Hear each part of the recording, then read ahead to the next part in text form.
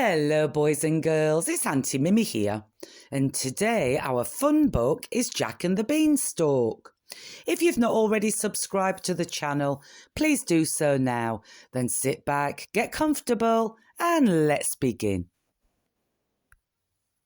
Once upon a time, a boy named Jack lived with his mother in a small cottage. They had very little money, and the boy's mother worked very hard trying to keep herself and Jack fed and clothed. "Mother," Jack asked one day, "have we always been poor?" "No, my dear," said his mother. "Once we had a much bigger house and land, but then one day a very nasty giant who lives in a castle in the clouds came down and stole our two treasures, the harp that sang and the hen that laid golden eggs." She sighed. "Your poor father died trying to get our things back." "One day," said Jack bravely, "I'll find that giant and I will get the harp and the hen back. How do I get to the giant's castle?" "No one knows," said his mother. She was very proud of her son. "He only comes to our land when he sees something he wants to steal." Some days later, Jack was asked by his mother to take Maisie, their only cow, to market and to sell her for the most money he could get. Early next morning, Jack set out for the market in the nearby town. In his pocket, he carried a piece of bread for the journey. "I'll be home before dark," he called as he walked down the lane. "Don't worry about me." He'd only walked about a mile or so when he saw an old man who looked very tired and hungry, sitting by the roadside. Jack was a kind boy and offered the old man half of his bread and a drink of milk from Maisie. The old man thanked him, and the two of them sat and ate. "Where are you going to, my boy?" asked the old man.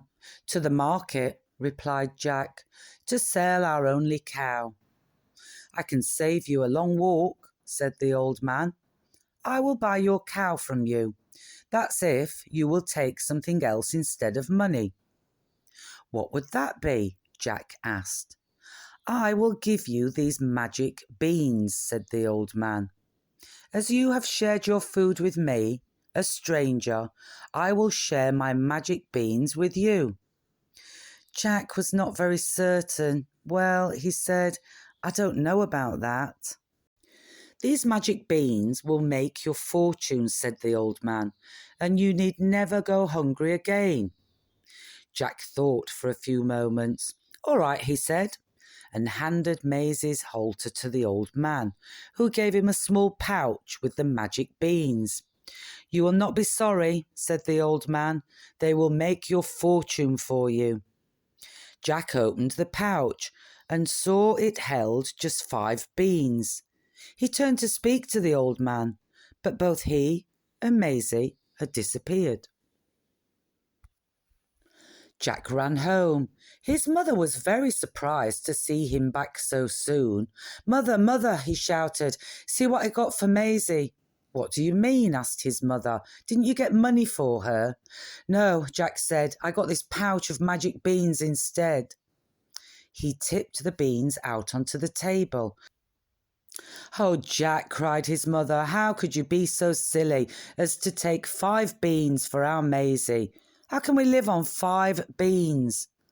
"But mother, they're magic beans," cried Jack. "The old man promised me they were." "Old man?" his mother sobbed. "What old man?" Jack told her the story of his meeting, but his mother just cried. "Oh, what are we going to do? What will we do with 5 useless beans?" With that, she picked them up and threw them out of the window. Jack went quietly to his room. He was sad that his mother was so unhappy. As darkness came, Jack fell asleep. But while he slept, a strange thing happened. The magic beans began to grow and grow, and soon they reached so far up into the sky that they disappeared into a huge cloud. When Jack awoke the next morning, his bedroom seemed to be quite dark, although the sun was shining brightly. He jumped out of bed and looked out of the window. Before him, stretching up into the sky, rose a huge beanstalk. I knew they were magic beans, he cried. Mother, mother, he shouted, look at what the magic beans have done. She looked out of the window. Oh, Jack, she murmured, I think the beanstalk leads to the giant's cloud castle. Oh dear, oh dear. Then I shall climb it and get back our harp and the hen that lays golden eggs, said Jack. The old man said I would make my fortune. Jack, you're only 12 years old and very small, cried his mother. The giant is very old and very, very big. Jack started to climb the beanstalk. Come back, his mother called. But he was already way up the beanstalk, high above the roof of the cottage. I'll be all right, mother, he called. I'll be back. After climbing for a long time, he soon found himself standing in a dull grey land, and in the distance he saw a huge castle, which grew larger and larger the closer he came to it. The huge door of the castle was closed, but Jack was able to squeeze through a gap under it. Inside the castle, the furniture and everything seemed enormous, and Jack was alarmed to see an old woman giant sitting by the fire, fast asleep. He ran across the room and hid in the shadow of the huge table, and was just wondering what to do next when he heard a great crash as the castle doors were thrown open. A loud voice shouted, Fee, fi, fo, fum, I smell the blood of a live human. Be he alive or be he dead, I'll grind his bones to make my bread. The old woman giant awoke with a start. There's nobody here, son, she said, for she was the giant's mother. I've been here all day and I've seen no one. She didn't want to tell him that she had been dozing by the fire and not keeping watch. Well, if you say so, mother, said the giant, sniffing at the air. Perhaps it is just a smell coming up from the land below us. Now, where's my food? The giant's mother placed a huge basket on the floor, and while she was reaching for the bread to put into it, Jack climbed in and hid beneath the cloth that was there. As soon as she put the basket on the table and the giant looked away, Jack crept out to hide behind the salt and pepper pots. He stayed there quietly while the giant ate his meal. When he had finished, the giant leaned back in his chair and said to his mother, Bring me my magic harp, for I want someone to sing to me. The giant's mother grumbled something about it wouldn't hurt you to say please once in a while, and placed the most beautiful harp Jack had ever seen on the table, and then left the room. The giant picked up the harp, gently stroked it and said, Little harp, sing for me. Suddenly the whole castle was filled with the most beautiful sounds as the magic harp sang the sweet lullaby that Jack's mother had sung to him when he was a baby.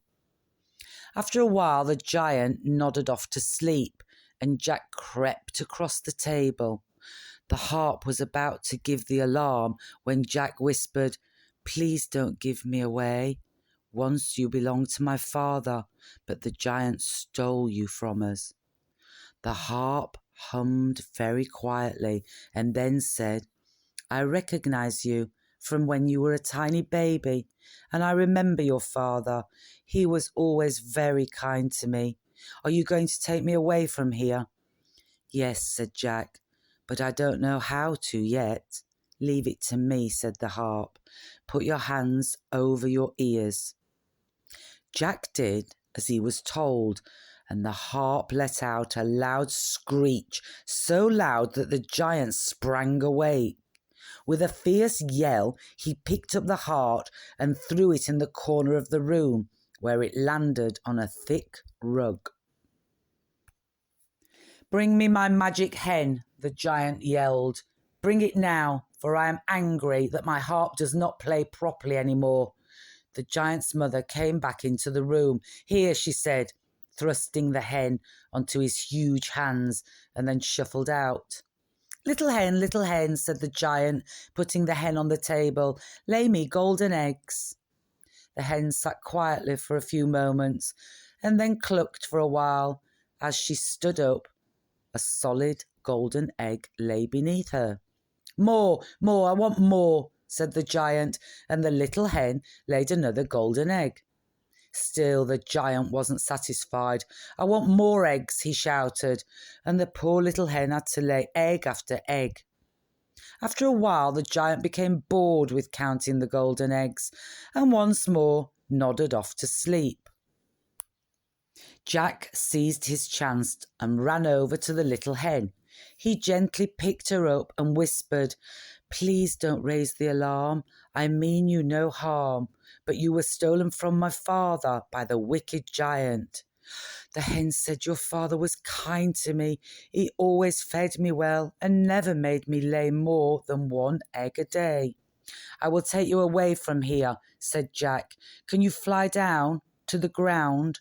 The harp is waiting in the corner." The hen fluttered down to the ground, and Jack slid down the tablecloth until he reached the floor. Quietly, he picked up the harp, which he tied to his back, and then the hen, which he put inside his shirt, and then crept under the door. In his sleep, the giant suddenly sniffed and then awoke with a loud shout. "Fee, fi, fo, fum, I smell the blood of a live human. Be he alive or be he dead, I'll grind his bones to make my bread." He looked on the table and saw that the hen was no longer there.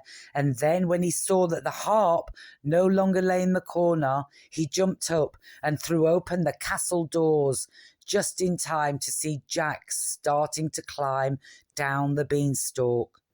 The giant gave a loud roar of rage, chased after the boy, and then he too began to climb down the beanstalk. At the bottom stood Jack's mother. "Quickly, mother," Jack panted. "The giant is nearly halfway down. Take the harp and the hen while I chop down the beanstalk." But just then a remarkable thing happened. The old man who had given Jack the magic beans mysteriously appeared with Maisie the cow. "You'll not need the axe," he said, and waved his arms in a magical sort of way, and suddenly the beanstalk, the giant, and the great cloud castle disappeared, while Jack and his mother stood open-mouthed. The old man looked at Jack and then said to his mother, "Your son was kind to me when I was a stranger to him. He trusted me when I gave him the beans. When others would have laughed at me, his kindness has been rewarded." He waved his arms and disappeared as suddenly as he had arrived. Jack, his mother, and Maisie all lived happily ever after.